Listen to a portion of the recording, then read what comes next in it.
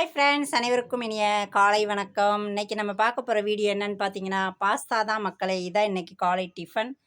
வாங்க அது எப்படி செய்கிறதுன்னு பார்க்கலாம். ஒரு கப்பு பாஸ்தா எடுத்திருக்கேன் பாருங்கள். ஒரு கப்பு பாஸ்தா எடுத்திருக்கேன். இது வந்து பார்த்திங்கன்னா 3 பேர் சாப்பிட்லாம், தாராளமாக இருக்கும். கிராம் கணக்கில் எவ்வளவு அப்படின்னு பார்த்தீங்கன்னா 1/4 கிலோ வரும் இது. வாங்க இது எப்படி செய்கிறது, இதுக்கு தேவையான பொருள் என்னென்ன எல்லாமே பார்த்துடலாம் மக்களே.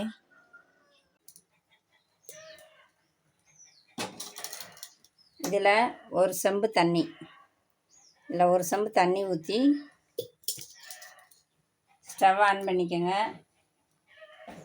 ஆன் பண்ணி வச்சுட்டு தண்ணி நல்லா கொதிக்கட்டும். கொதித்த உடனே நம்ம இந்த பாஸ்தாவை அதில் போட்டுடலாம். தண்ணி கொதிக்கட்டும் மக்களே. இந்த அளவுக்கு தண்ணி கொதிச்சா போதும் மக்களே. அப்படியே வந்து பாஸ்தாவை அதில் போட்டுடலாம். பாஸ்தாவை போட்டுட்டு சும்மா ஒரு கரெக்டான அளவு வேணாம், சும்மா 5-6 உப்புக்கல் போட்டால் போதும். போட்டுட்டு ஒரு 2 ஸ்பூன் எண்ணெய் விட்டுக்கோங்க. ஏன்னா அப்போ தான் அது வந்து தனித்தனியாக வரும்.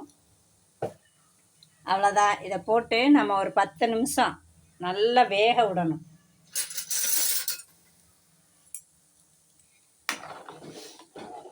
நல்லா கிண்டி விட்டுட்டு 10 நிமிஷம் நல்லா வேகட்டும் மக்களே. அதுக்கப்புறம் நம்ம இறக்கிடலாம்.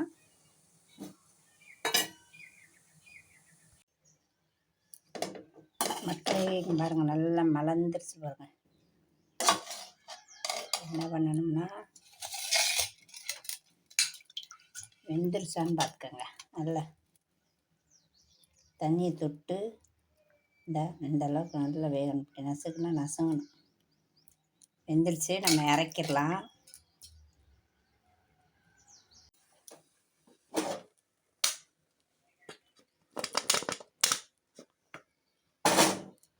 கண்ணத்தட்டில் அப்படியே வடித்து விட்ருங்க.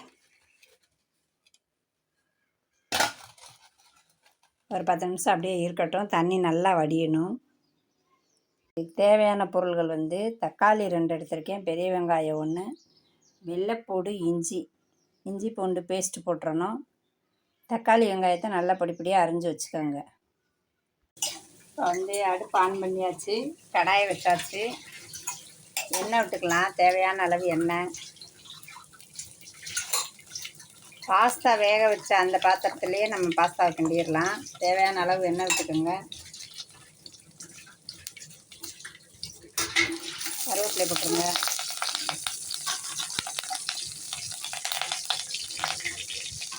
வெடித்த உடனே வெங்காயம், பெரிய வெங்காயம் ஒரு வெங்காயம் போடுறேன்.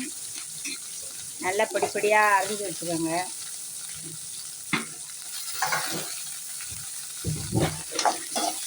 வெங்காயம் வந்து நல்லா செவக்கணும்.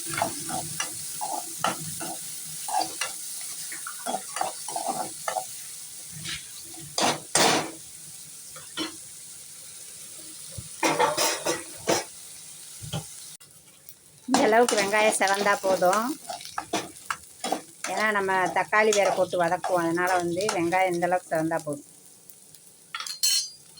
அதுக்கப்புறம் 2 தக்காளி,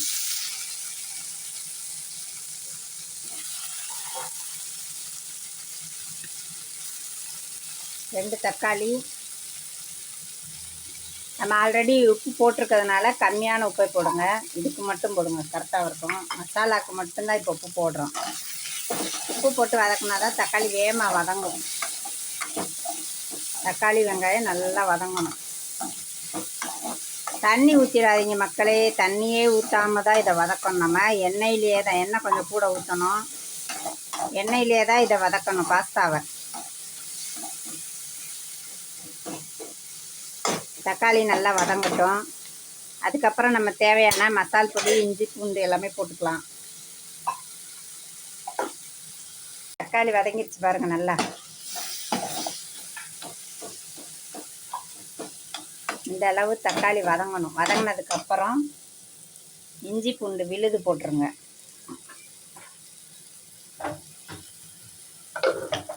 அதையும் நல்லா பச்சை வாசனை போகிற அளவுக்கு வதக்கணும்.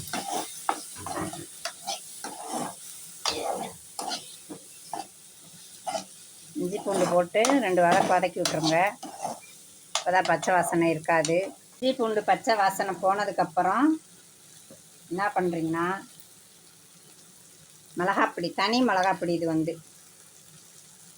1 ஸ்பூன் போட்டுக்கோங்க. மல்லிப்பொடி வந்து 1½ ஸ்பூனு, 1 ஸ்பூனோ 1/2 ஸ்பூன் போட்டுக்கோங்க. அதுக்கப்புறம் இது வந்து கரம் மசால் பொடி ஒரு 1/4 ஸ்பூன் போட்டால் போதும், ரொம்ப தேவைப்படாது. அவ்வளோதான். இதை நல்லா நம்ம வதக்கி விட வேண்டியதான்.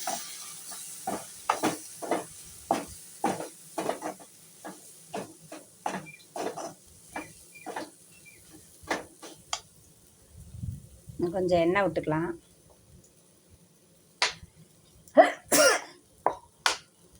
ஆமாப்பா, நல்ல எண்ணெய் விட்டு எண்ணெயிலே வதக்குங்க மக்களே. இது மிளகாப்பொடி, மல்லிப்பொடி, கரம் மசாலா எல்லாமே அது வாசம் போகணும், பச்சை வாசனை அடிக்கக்கூடாது. ஏன்னா நம்ம தண்ணி ஊற்றி கொதிக்க வைக்க போகிறதில்ல, அதனால் எண்ணெயிலே நல்லா வதக்கிடுங்க. ஒரு 2 நிமிஷம் நல்லா வதக்கி விட்ருங்க எண்ணெயிலேயே.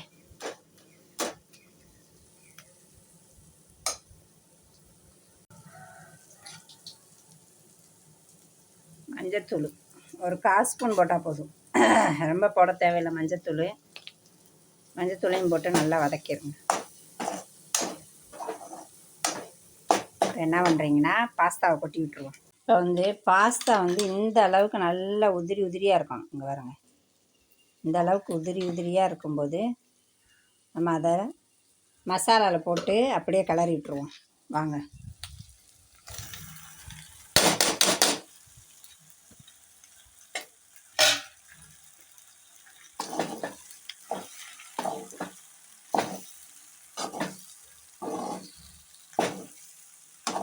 சொன்னாப்பில் கிளறணும். எல்லாத்தையும் மசாலா வந்து எல்லாத்துலேயும் சேரணும்.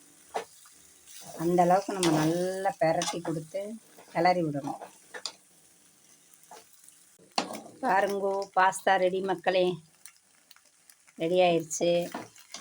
அவ்வளோதான், ஒரு 5 நிமிஷம் கிளறினா போதும், எல்லாம் மிக்ஸ் ஆயிடும். Pasta ready.